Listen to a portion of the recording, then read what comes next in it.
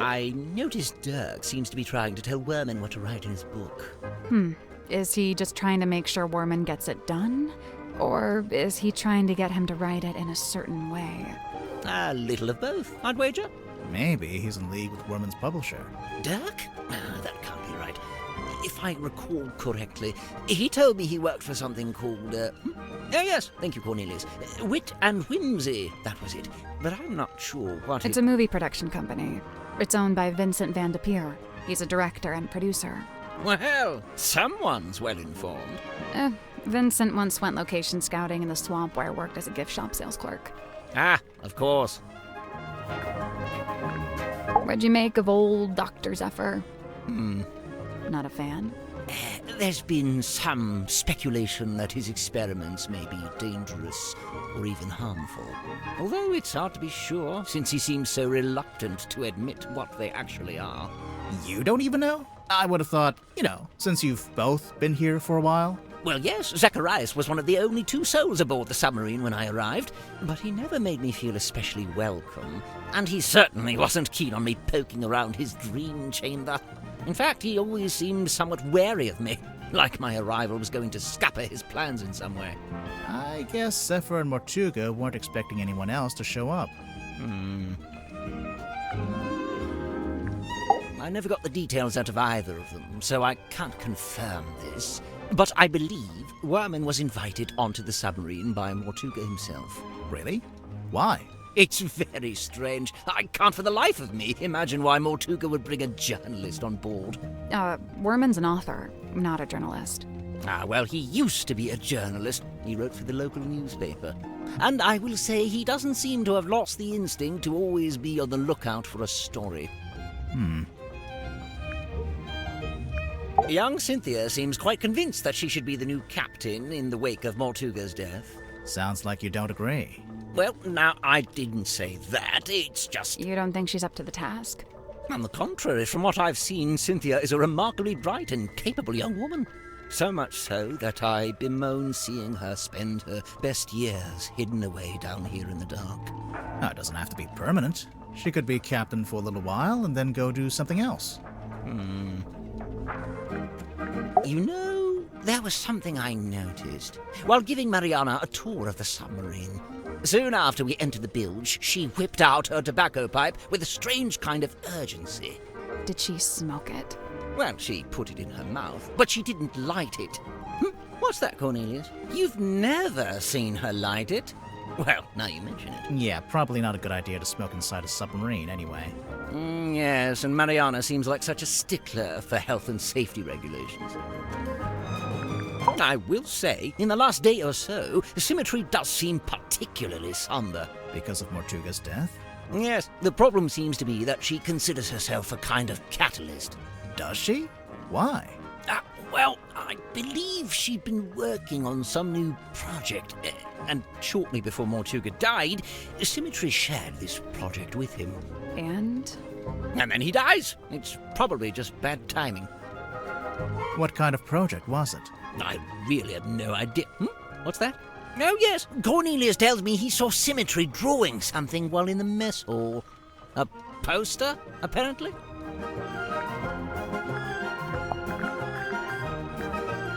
Oh, yes, I remember hearing about this. A submarine constructed by the harbour master and the shipyard mechanic, who I believe was her husband. Where'd you hear about it? Just gossip from around town. Goodness me.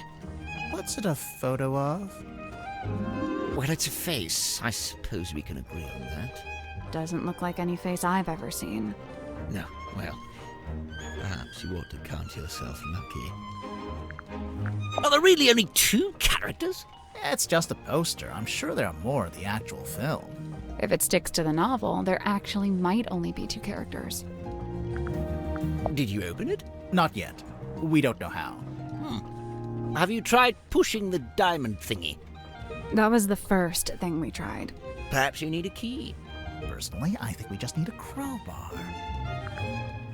A quaint little pretense of silkworm on sea as beheld in the mind's eye of one Magnus Mortuga. Did you know Mortuga had made this? I'd seen it once or twice when he was first working on it, but I always got the impression it was something he wished to keep to himself.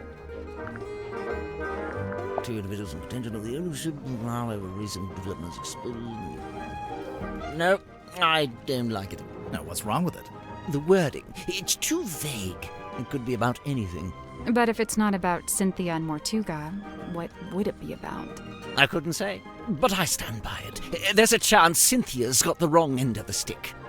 She oughtn't be captain after all. Oh, sorry, Cornelius. He doesn't like it when I say wrong end of the stick. Mortuga's log. Let's find the entry about me, shall we? Here it is, right after Zephyr's. Godric Grip rescued from hot air balloon accident. To refer to it as an accident, a merciful gesture indeed. Do you know how the wheel got damaged? It looks in working order to me. No, look. Some of the spokes are different. It looks like they broke off and got replaced. You're quite right. Although it's not exactly at odds with the ship as a whole, is it? Meaning? Look around you. She's a ramshackle old thing. Sturdy, yes, even handsome in places, but undeniably a patchwork of sorts.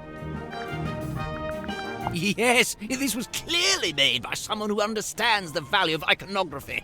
You mean the S emblems? The whole thing? What's the deal with this blueprint? It's kind of a mess. They say Mortuga bought an incomplete submarine and then paid for it to be completed. So it only makes sense that the blueprint's as ramshackle as the ship itself. Where'd he buy it from? How'd he pay for it? One, the shipyard, I imagine. And two, I have no idea. He'd never seemed to have any money. Could this be Cynthia's attempt to get our submarine up to code and finally install a radio? Why doesn't the ship have a radio? One, Mortuga didn't like to use technology if he could avoid it. And two, he didn't like to communicate with the outside world if he could avoid it. I'm not sure I agree with that second one. There's no way all these people showed up on the submarine if Mortuga wasn't contacting the outside world. You know, there may be something to that. Oh yes, Mortuga's little mortal ship. He always kept it on his desk. Although I'd wager it's more than just a paperweight. Is it based on a real ship? It's likely. Mortuga did have a ship, or rather he worked on board one. I very much doubt he was the owner. Do you know what this is? Oh, I'm not sure. Maybe something left over from when it was painted? I'm guessing you never dealt with anything like this in your shop. No, it's too big for one, and it's not exactly navigation related. What's wrong? I don't suppose you know what this is, this little part sticking out the back. No, I barely noticed it, to be honest. Undeniably forlorn, isn't it? What do you think, haunted? It's probably haunted, right? If it was haunted, then it was only because Mortuga himself was its ghost. He seemed drawn to it, entranced, always held within its orbit, unable to drift away. Good heavens. Something catch your eye? Rumored to be lost at sea requires a special key. Is that right? The mermaid's tongue? Do you know anything about it? No, can't say I do. Based on this, I wonder if it may not even be real. After all, there isn't even a photograph. That's just a drawing. Do you know if Zephyr made this himself? He must have done. He didn't have it when I first got here. In fact, I'm pretty sure he measured Mortuga's head to get the shape right. Aha! A crystal ball! Oh, how quaint. What's that? What's it for? Oh, you know, the usual. Whispering questions into the great unseen beyond, hoping without hope to get a response. There's some kind of pattern. It almost looks pictorial. Does it mean something? It might do. I imagine poor old Zephyr's been trying his best to figure it out. Tonya Tabdell. Ah, there you go. Sorry. Oh, I don't know. She probably did it to reduce drag, you know, like an aerodynamics thing. Hydrodynamics, I guess, if that's a thing. He'll just have an entire conversation by himself, huh? Do you know what this does? Doesn't appear to do anything, does it? Perhaps it's broken. Could you fix it? I only deal with the mechanical, the clockwork, and, at a push, the hydraulic. That's the captain, is it? And her accessories are a compass and a map. So? So they made her the navigator and the captain. Typical navigator erasure. I don't really deal in anything post-industrial revolution. Try Cynthia. Oh? Teenage girl, cell phone. Just seems like a natural fit, wouldn't you say? Where on earth did you find this? It was just lying around. Do you know what it is? What I do know is that it belonged to Mortuga. But you don't know what it was actually for. I couldn't say with any academic certainty. Godric grips nautical and aeronautical precision measurement and navigation instruments. Great name. As well, this was shortly before the rebrand. Why'd you decide to rebrand the shop? You see, the news about the silkworm serpent put the town in a particular sort of mood. Interest in all things nautical adventure was on the rise, you know. They put up that statue, we get tourists even.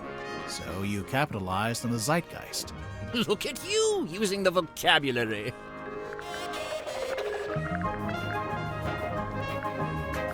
Remarkable. There we are. Cornelius, look. I told you all our hard work would put us on the map someday. How come your logo is a hot air balloon? I thought you sold stuff for boats. Officially, we deal in the nautical and aeronautical. But in truth, the balloon motif was mostly just for fun. I'm not sure there were ever any aeronauts in Silkworm.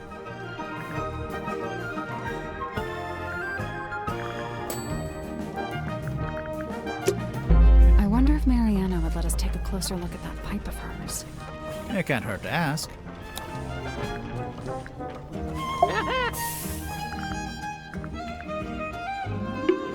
You wish to converse with Cornelius? He'll be thrilled.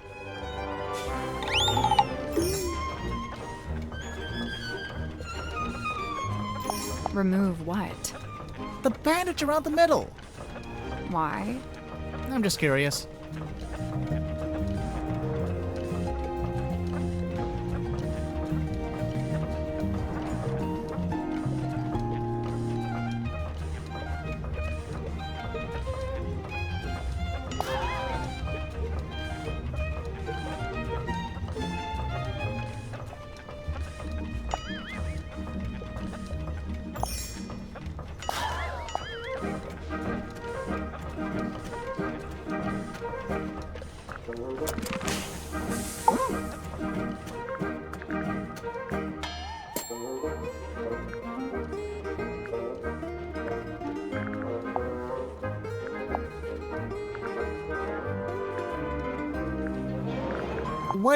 Why does it have a bandage around the middle?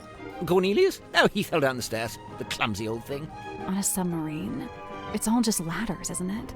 I promise you that's not the issue I have with that statement.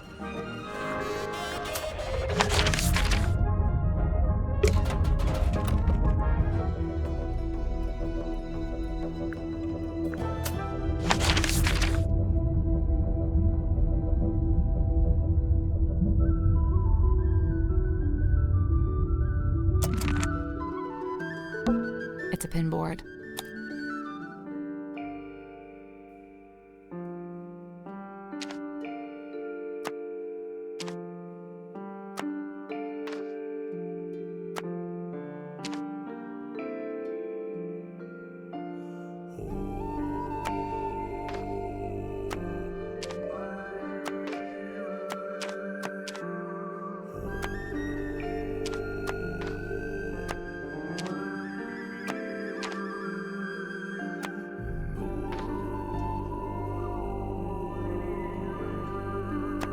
That was right.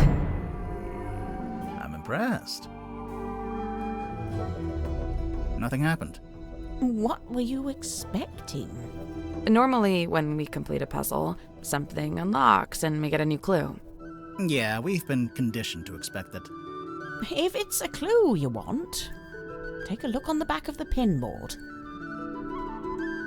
What's this?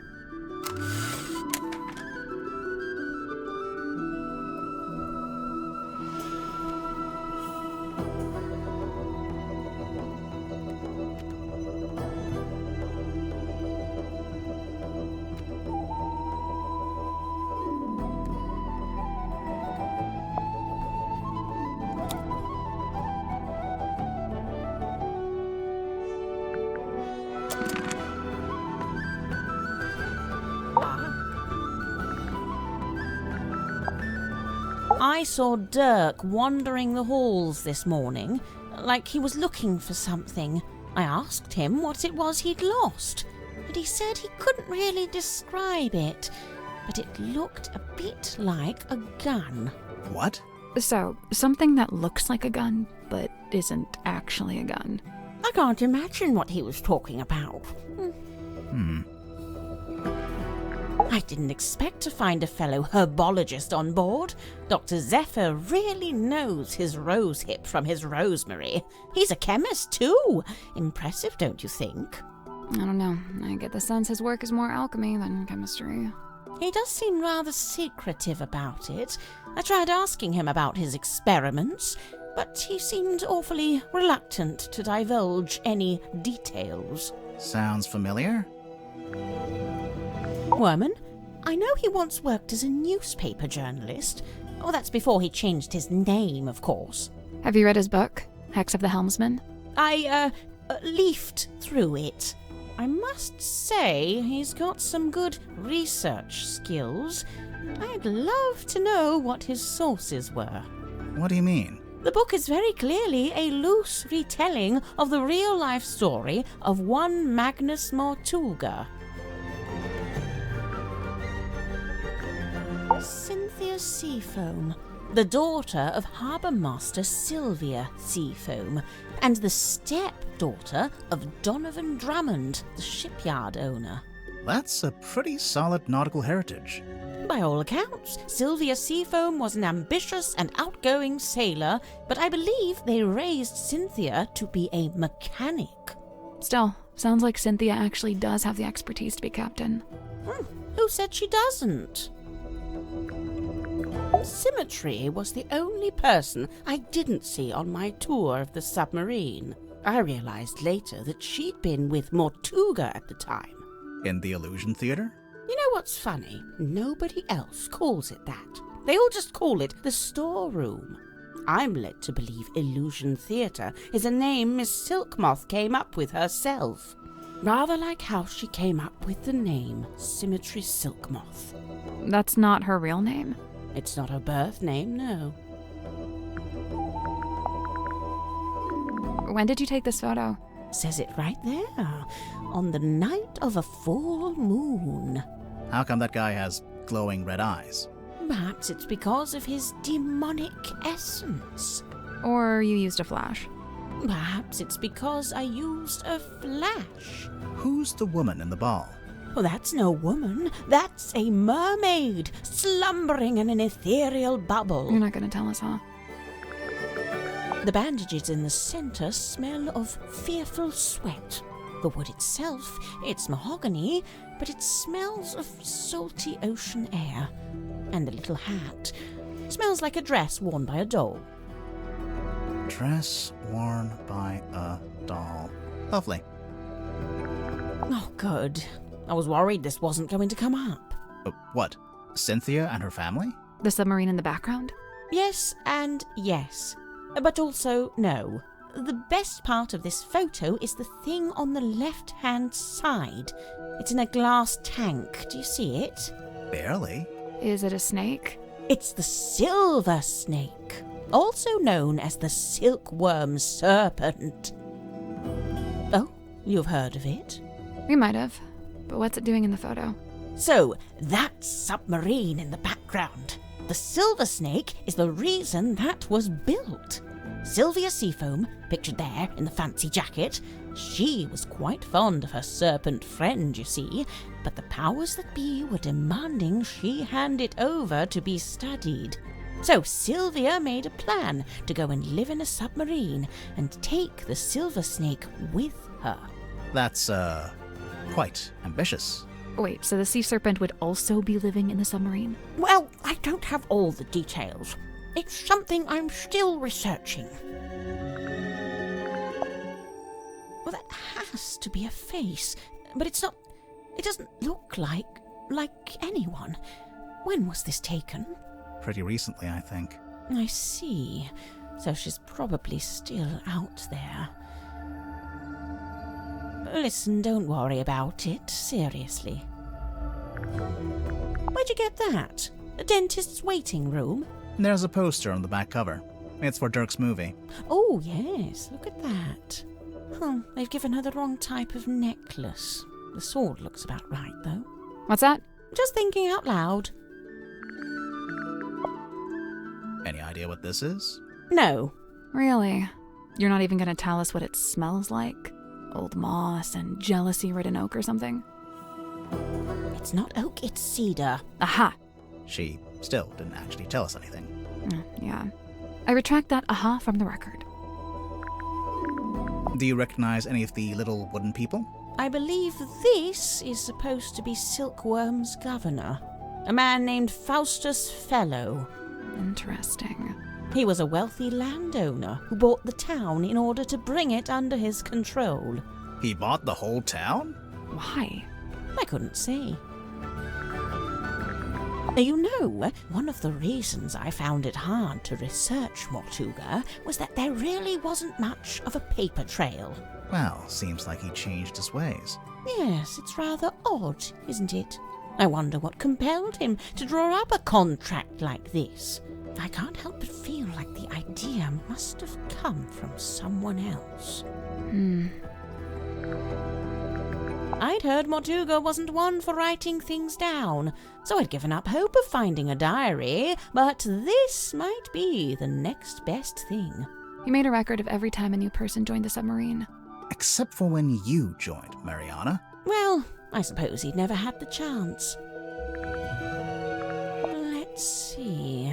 The thicker wood is mahogany, very old mahogany. The thinner wood, oh, I don't know, some kind of cheap timber, perhaps. Somebody skimped on the repairs, huh? Emblazoned with the seafoam S, I see. It's quite an elaborate... Oh, how strange. It's never been worn. Never? Once or twice, at the very most. I'd love to know where Cynthia got the diagram of the wooden ship. I thought it was supposed to be a submarine. No, the yellowish parts. They're from an old drawing of a sailing ship. Looks like it might be from the original, too. I just wonder where she got it.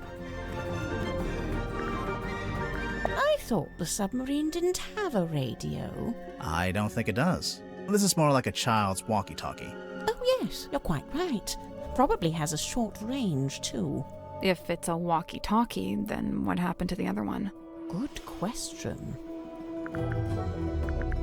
Now, I'd have to assume this is the Stonetop family ship, the Dearest Selina. How do you know it's that ship?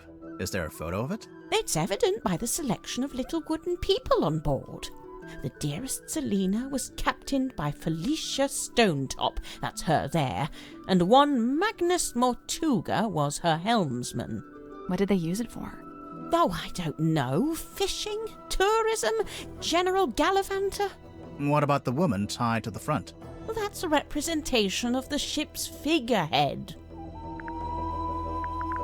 It has the smell and feel of something that's been in the ocean for quite some time.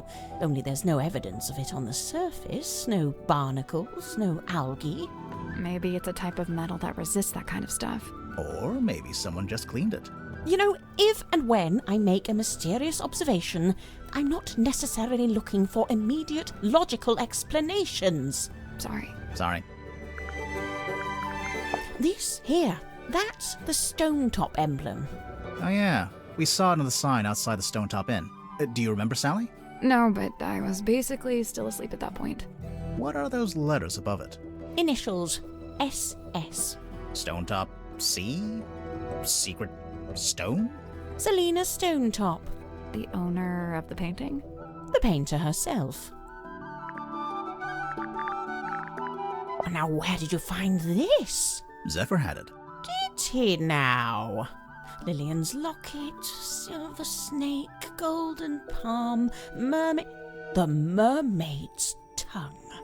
You've heard of it? Only the name, and only when people were telling me it doesn't exist. Maybe it doesn't. But there's a photo. It's a photo of a drawing. What's it supposed to do, anyway? The description in the book here is pretty vague. They say it allows humans to commune directly with God while they're still alive. What? God? In here it says, said to facilitate communication with she who lies beyond the veil. She who lies beyond the veil, God, other dimensions, aliens, the afterlife. You know, it varies. But the sentiment is the same. Though it's a wretched thing, really. An echo of man's desperate, futile desire to wring answers from a silent universe. I can see why people would say it doesn't exist. But Zephyr's trying to get hold of it. Well, he may be. It depends. On what? The strength of his will. Mariana, I was wondering if you could tell us who's worn this. How's she supposed to do that? You know, by the smell. Oh, gross. Very well. Let's see.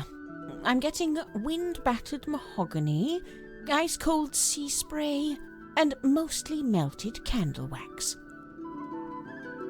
Great, thanks. If I'm not mistaken, this little part at the front is actually a microphone.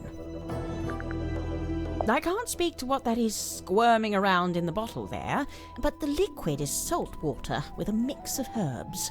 I suppose Zephyr must have a pestle and mortar. I might ask to borrow it. Which herbs? Valerian, skullcap, and chamomile. Tanya Tapdole. Ah, I see what you did there. I didn't do anything. She's not talking to you. I don't know what that is. Me neither.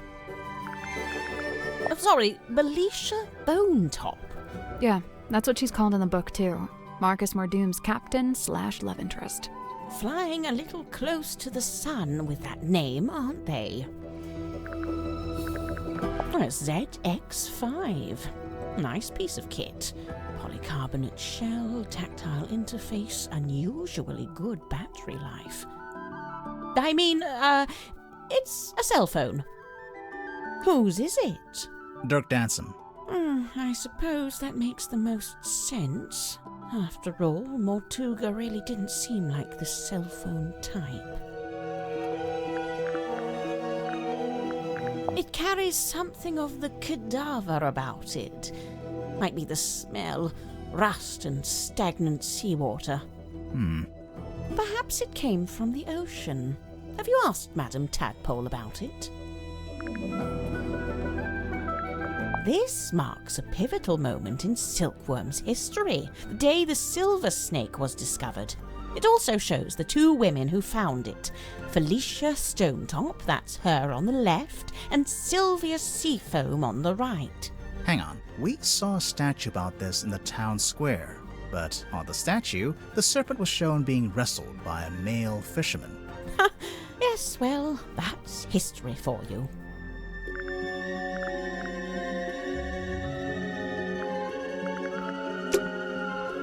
Oh? You want to look at my pipe? If you don't mind. By all means.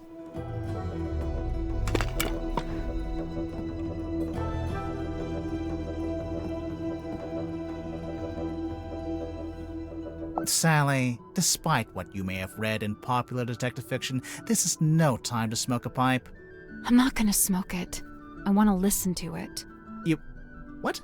It's a little tape player.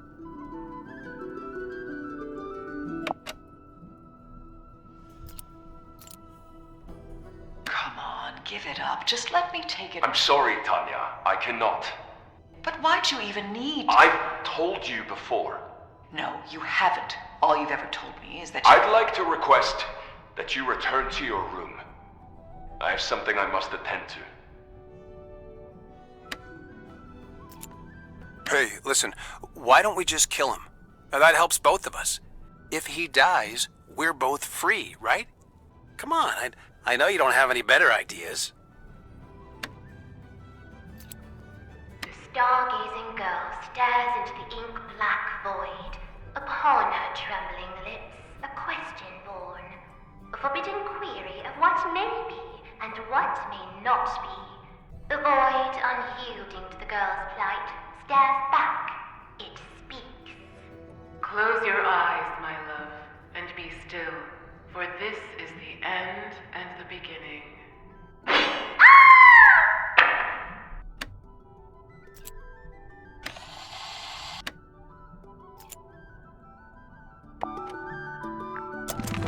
There's something suspicious about Mariana. There's something suspicious about Tadpole. Let's go talk to her.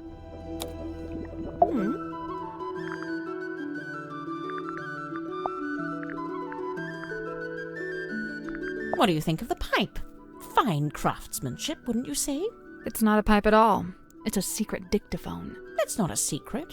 You're clearly recording people without their permission. So? So it's immoral. Well, if you're going to kick up a fuss, I'll just take it back, shall I? No, hang on. It might be useful. Aha! I knew it. Tut at me all you like, but you can't deny the value of hard evidence.